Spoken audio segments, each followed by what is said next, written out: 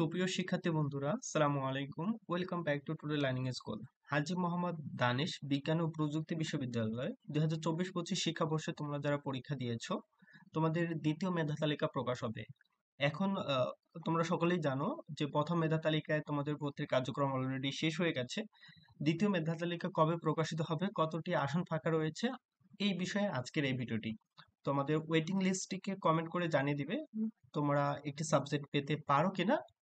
আমরা পূর্বের বিগত বছরের রেজাল্ট অনুসারে প্রেডিকশন করে রিপ্লাই করার চেষ্টা করব। আর তোমরা যারা আমার এই চ্যানেলটিতে প্রথম, অবশ্যই চ্যানেলটিতে সাবস্ক্রাইব করে পাশে থাকা বেল বাটনে ক্লিক করতে ভুলবে না।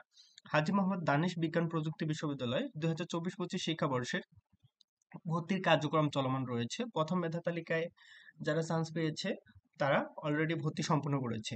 এখন অনেকেই কিন্তু ভর্তি হবে না, অনেকে ভর্তি ক্যান্সেল করবে। সেক্ষেত্রে কতটি সিট ফাঁকা রয়েছে এই বিষয়ে আজকের এই ভিডিও।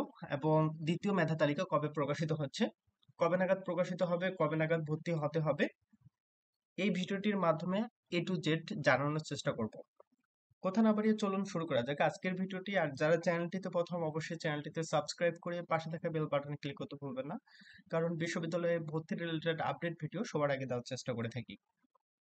প্রথম ধাপে ভর্তির পর 577টি আসন শূন্য রয়েছে। হাজী মোহাম্মদ দানিশ বিজ্ঞান প্রযুক্তি বিশ্ববিদ্যালয়ে প্রথম ধাপের ভর্তির কার্যক্রম অলরেডি শেষ হয়ে গেছে। ভর্তির কার্যক্রম শেষ হওয়ার পর এখন পর্যন্ত 577টি আসন শূন্য রয়েছে, অর্থাৎ এখন এই 577টি আসনে ওয়েটিং লিস্ট থেকে টানা হবে। এরপর যাদের অলরেডি ভর্তি হয়ে গেছে তারা মাইগ্রেশন করে অন্য সাবজেক্টে যাবে। ঠিক আছে, যারা তোমরা ভর্তি হয়েছো কমেন্ট করে জানিয়ে দিবে কোন সাবজেক্টে ভর্তি হয়েছো এবং মাইগ্রেশন করে কোন সাবজেক্ট পেতে পারো এই বিষয়ে জানিয়ে দেওয়ার চেষ্টা করবো। সো প্রথম ধাপে ভর্তির পরে টোটাল আসন ফাঁকা রয়েছে 577টি। এই 577টি আসনের বিপরীতে অটো মাইগ্রেশনের রেজাল্ট দেওয়া হবে এবং সেকেন্ড যে মেরিট লিস্ট অর্থাৎ ওয়েটিং লিস্ট থেকে কতজন টানা হবে, কোন ডিপার্টমেন্ট থেকে কতজন, সেক্ষেত্রে এই বিষয়ের ভিডিওর একদম শেষের দিকে আলোচনা করার চেষ্টা করব। সো ভিডিওটি শুরু থেকে শেষ পর্যন্ত দেখবা। এখন তোমরা এই বিষয়টি ক্লিয়ার হলা যে তোমাদের টোটাল আসন খালি হচ্ছে 577টি। এই 577টি আসনের বিপরীতে রেজাল্ট কবে প্রকাশিত হবে?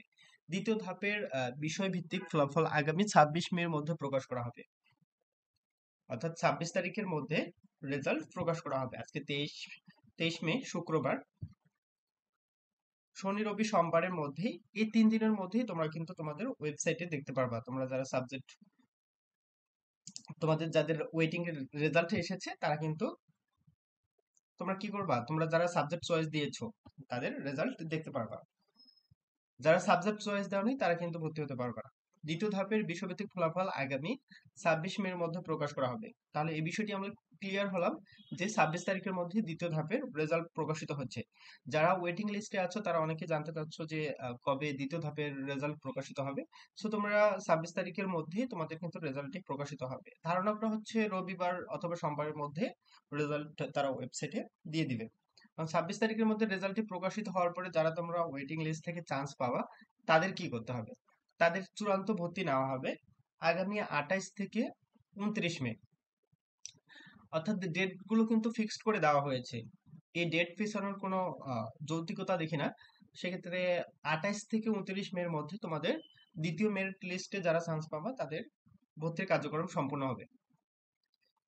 সো তোমরা যারা ওয়েটিং লিস্টে আছো তোমরা ধরে নাও 28 থেকে 29 তারিখের মধ্যে তোমাদের ভর্তির কার্যক্রম সম্পূর্ণ করতে হবে। ভর্তি হতে গেলে কি কি কাগজপত্র লাগবে এই বিষয়ে একটি ভিডিও আমার এই চ্যানেলটিতে আপলোড করা হয়েছে, তোমরা ওই ভিডিওটি দেখে তোমরা কিন্তু ভর্তির কাগজপত্রগুলো রেডি করে রাখতে পারো যারা তোমরা ওয়েটিং থেকে চান্স পাচ্ছ।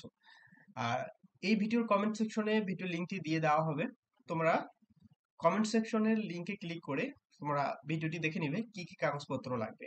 যারা তোমরা ওয়েটিং থেকে চান্স পাবা কাগজপত্রগুলো রেডি করে 28 থেকে 29 মের মধ্যে ভর্তি হয়ে নিবা। ঠিক আছে, আর 28 থেকে 29 মের ভর্তি হওয়ার পরে কিন্তু সিট খালি থাকবে। তৃতীয় মেরিট লিস্ট প্রকাশ হবে। তৃতীয় মেরিট লিস্টের অপেক্ষায় যারা থাকবা অবশ্যই চ্যানেলটিতে সাবস্ক্রাইব করবা, সবার আগে আপডেট ভিডিওগুলো দেওয়ার চেষ্টা করবো। যারা আমার এই চ্যানেলটিতে প্রথম, অবশ্যই চ্যানেলটিতে সাবস্ক্রাইব করে পাশে থেকে বেল বাটনে ক্লিক করতে ভুলবে না। আর যারা এই ভিডিওটি শুরু থেকে শেষ অবধি দেখেছে, অসংখ্য ধন্যবাদ তোমাদেরকে। তোমাদের যারা ফ্রেন্ডের মধ্যে রয়েছে হাজী দানেশ বিজ্ঞান প্রযুক্তি বিশ্ববিদ্যালয়ের পরীক্ষা দিয়েছো, তাদেরকেও শেয়ার করে দিতে পারো। আমার এই ভিডিওটি দেখে কিছুটা হলেও উপকৃত হবে। সবাই ভালো থাকবে।